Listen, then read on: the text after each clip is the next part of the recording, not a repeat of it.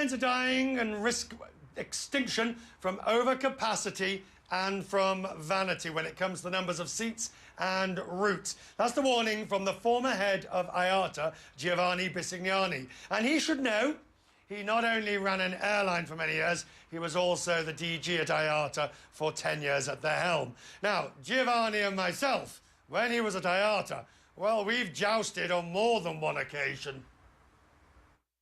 The most important thing is have certain kind of standard, because passengers does not know if he has to take out his computer, the belt in, belt out, shoes in, shoes off. When they tried to organise a discussion or a symposium on the effects of volcanic ash, no one was interested. No one showed up.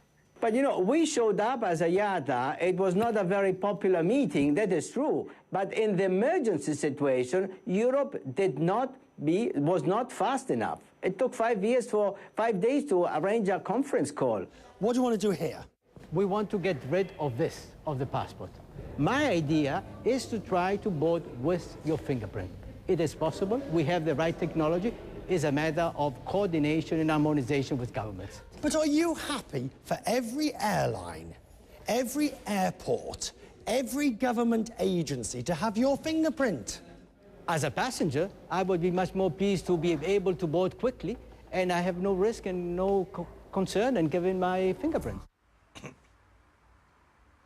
Giovanni joins me now from London. Good to see you, Giovanni. Thank you. You're promoting your new book, Shaking the Skies. Giovanni, good to see you. What is the single biggest risk to aviation today, which is making such poor profits and having such difficulties?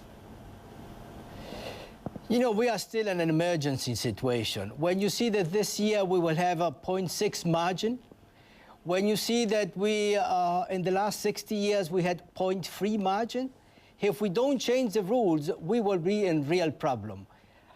There is a way to solve this.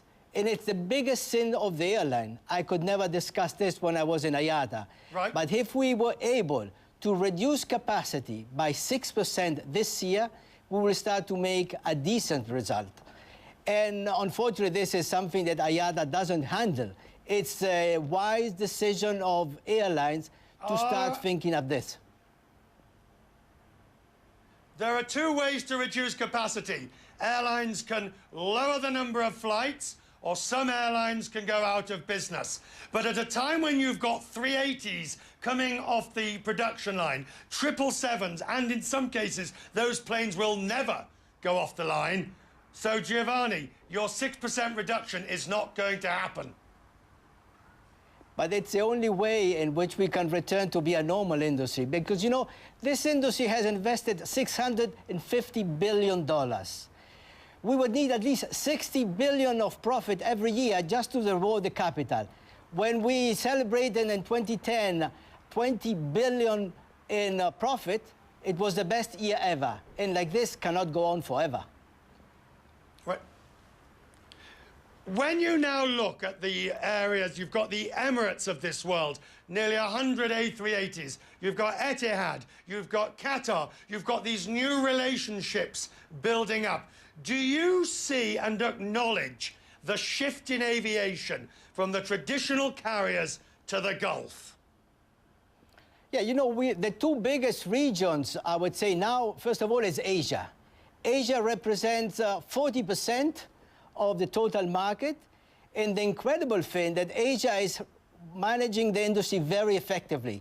Right infrastructure, right regulations, and that is the future, because that is the biggest market.